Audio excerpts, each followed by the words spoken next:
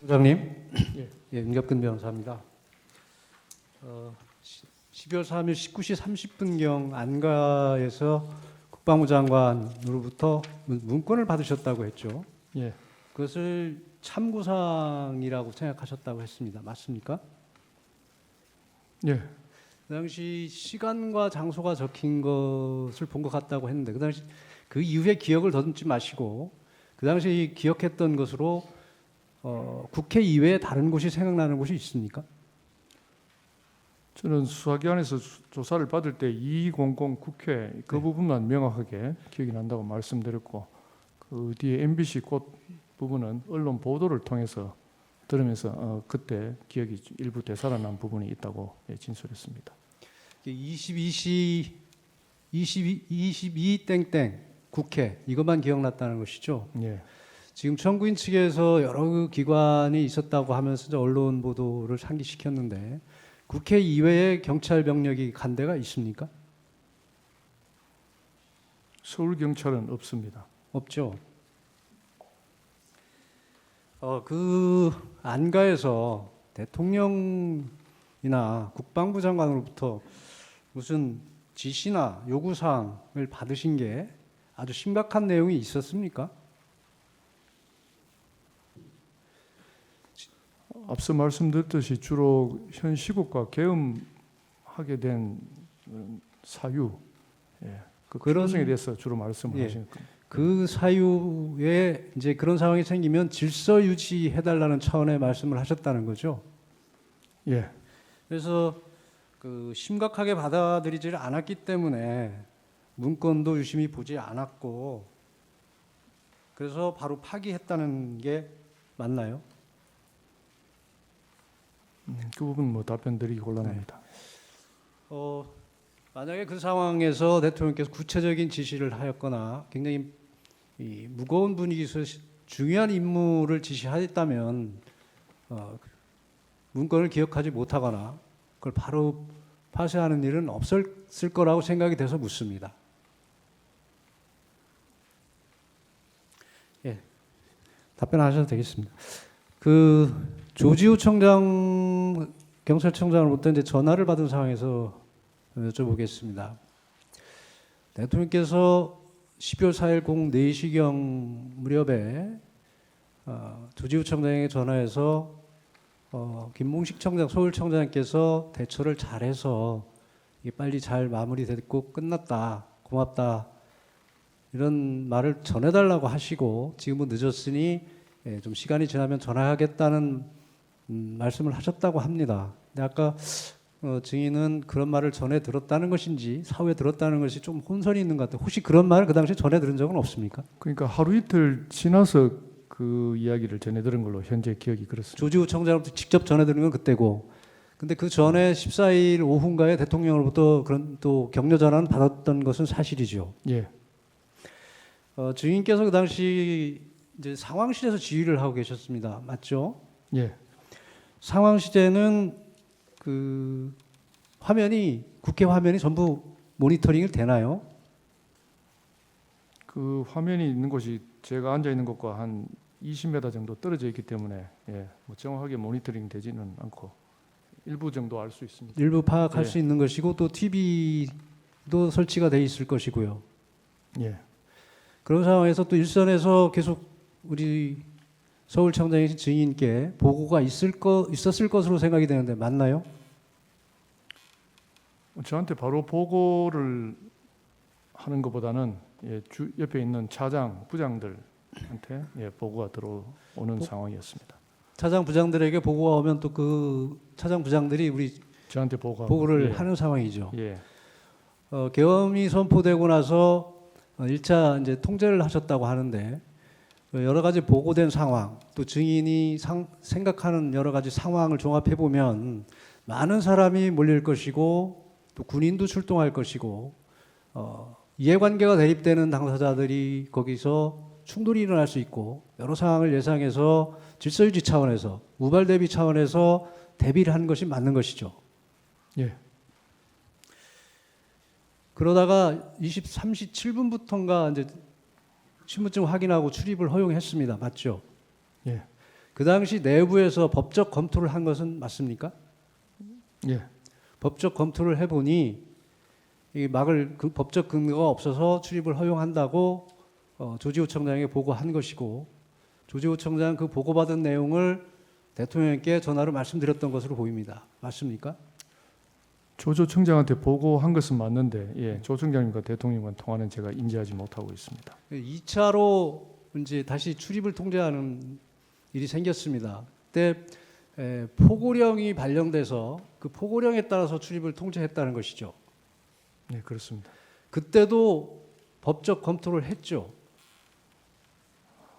예, 몇 사람이 그 포고령이라는 것이 생소한 것이었기 때문에 예, 그 부분에 대해서 대화를 좀 나누었습니다. 그때 포고령을 검토한 결과 포고령은 법과 같은 효력이 있다. 포고령을 따르지 않을 경우 개헌법상 처벌된다. 이런 대화를 나눈 것은 기억이 나십니까? 네, 그래서 전반적인 법적인 검토에서 일선에서 업무를 집행함에 있어서 법적인 검토를 해본 결과 출입 통제를 하는 게 맞다는 판단하에서 2차 출입 통제를 했다는 것이죠. 예, 상급청에서 또 지시가 내려올 때 그러한 부분을 한번 스크린하고 내려왔다고 판단했습니다.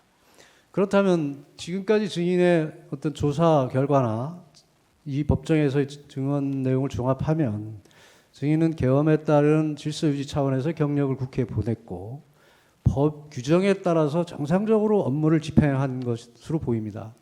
질서를 유지해야 되고 어떤 사고를 대비해야 되고 우발을 우리 경찰 표현대로 우발 대비를 한 상황으로밖에 평가할 수가 없습니다. 그런데도 불구하고 내란죄 공범으로 지금 수사를 받고 구속 기소가 돼서 재판을 받고 있습니다. 이런 상황은 아주 비정상적인 상황으로 굉장히 억울하다는 생각이 들 것 같습니다. 어떻습니까?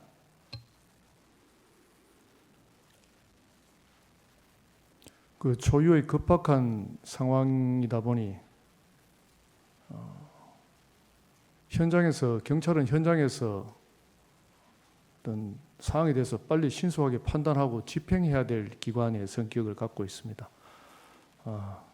그렇다 보니 일련의 조치들이 그렇게 행해졌는데 어쨌든 초유의 어떤 급박한 상황에서 좀 더 체계적으로 대처하지 못했다는 그런 부분이 조금 아쉽고 또 그 부분에 대해서는 제가 서울청장으로서 지휘 책임을 통감하고 있습니다. 이상입니다. 증인께서 말씀하신 것처럼 지금 비상계엄이라는 아주 특별한 상황을 맞이한 것이고 또 경찰은 최일선에서 대민과 접촉을 하고 있고 사건 사고 현장에도 제일 먼저 출동하는 현업 부서이죠. 예. 그렇다 보면 우선 조치하고 우선 대치하고 대처를 하고 처리를 한 후에 또 검토를 할 수도 있는 상황이 얼마든지 발생할 수 있습니다. 그렇지 않습니까? 예, 그런 상황이 많습니다. 현장 상황이라는 것은 즉시 처리하는 것이 우선인 경우가 훨씬 많을 것으로 판단이 됩니다. 어떻습니까? 예. 이번 경우도 어떤 비상계엄이라는 이례적인 상황을 맞았고 증인이 상황실에서 봤을 때 현장 상황이 굉장히 혼잡하고 군인까지 출동된 상황에서 사고 대비, 질서 유지, 치안 질서 유지를 위해서는 적절한 조치를 취할 수밖에 없었던 것이 경찰의 입장이었던 것으로 보입니다. 맞습니까? 예. 또 추가로 제가 말씀드리자면 그때 계엄이 선포되고 나서 이제 경력을 좀 더 이렇게 정원할 때 국회뿐만 아니고 용산 대통령실, 그러니까 서울 경찰의 경비 그 포인트 중에 가장 중요한 것이 국회와 대통령실 쪽입니다. 그래서 그 두 군데 이렇게 반반씩 이렇게 나누어서 순차적으로 경력을 배치를 했습니다. 예, 지금 그 말씀은 경찰을 추가 투입한 것이 무슨 통제나 차단을 위한 목적이 아니고 경찰 본연의 임무인 질서 유지, 치안 유지, 안전 확보를 위한 조치였다고 들리는데 맞습니까? 그 경력 정원 지시를 할 때가 국회의원들과 보좌관들, 사무처 직원들을 출입시키고 있을 때였습니다.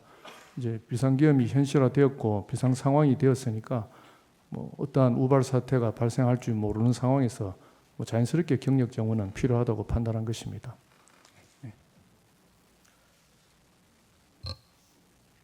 네. 아까 청구인 측 질문 중에 조지호 청장이 23시 30분경부터 대통령으로부터 뭐 국회의원들도 포고령 위반이니 체포해라 이런 지시를 여러 번 받았냐고 물었는데 뭐 지시의 내용을 떠나서 대통령이 경찰청장에게 어떤 지시를 하달하면 그 현장을 지휘하는 증인 서울청장한테 지시가 하달되지 않는 경우가 있습니까? 그런 경우를 상정할 수 있습니까? 그건 뭐 제가 정확히 알 수가 없습니다. 대통령이 증인과 조지호 청장을 19시 30분경 안가로 불렀다는 건 그 자체로 뭔가 보완이 요구되는 일일 것이다 이런 생각은 안 해보셨습니까?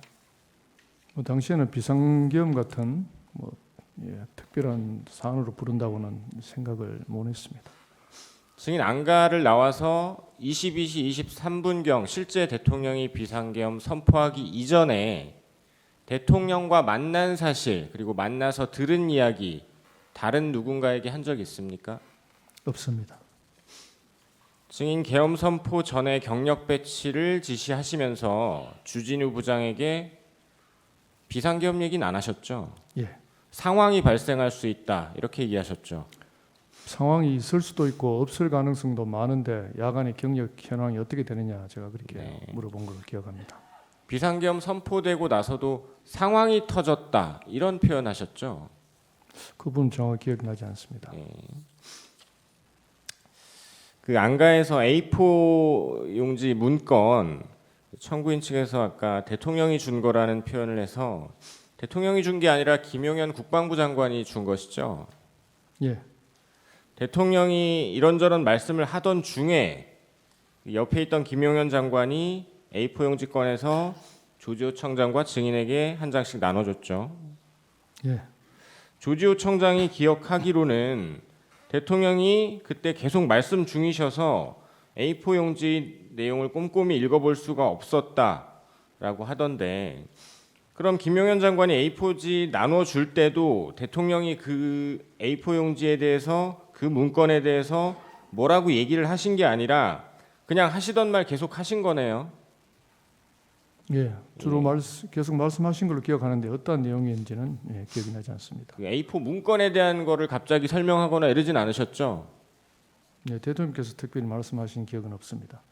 그럼 상황상 대통령이 이렇게 계속 말씀을 하고 계시니까 김용현 장관으로서도 대통령의 말을 뭐 끊고 A4 용지에 대해서 설명하거나 이러진 않았을 것으로 보이는데 어떻습니까? 예, 정확히 기억이 나지 않습니다. 김용현 장관이 증인에게 준 문건과 조지호 청장에게 준 문건이 동일한 겁니까? 조 청장 문건은 제가 내용을 확인하지 않아서 모르겠습니다. 그렇습니다만 동시에 줬으니까 같은 내용일 것으로 추정합니다. 증인 수방사령관 이진우 계엄 상황이 한창이던 때 이진우 사령관으로부터 여러 차례 전화 받았었죠. 예. 이진우 사령관이 전화해서 계속해서 요청하는 게 국회 출입하게 해달라, 들어가게 해달라 이런 거였죠. 잘 못 들어가고 있다는 그런 이야기를 한 정도 기억이 납니다. 이진우 수방사령관은 증인에게 계속 그런 얘기를 하면서 또 이런 얘기도 합니다. 대체 무엇을 해야 하는지 모르겠다. 그런 거 증인에게 물어보기도 하던가요?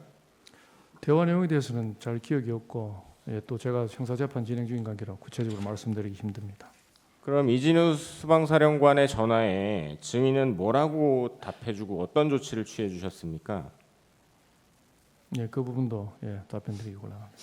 그러면 이진우 수방사령관이 수방사 병력이 국회로 간다, 국회로 들어갈 수 있도록 해달라라는 말 외에 왜 국회에 가는지 그리고 국회에 들어가서 어떤 임무를 수행해야 한다 이런 말 한 적 없죠.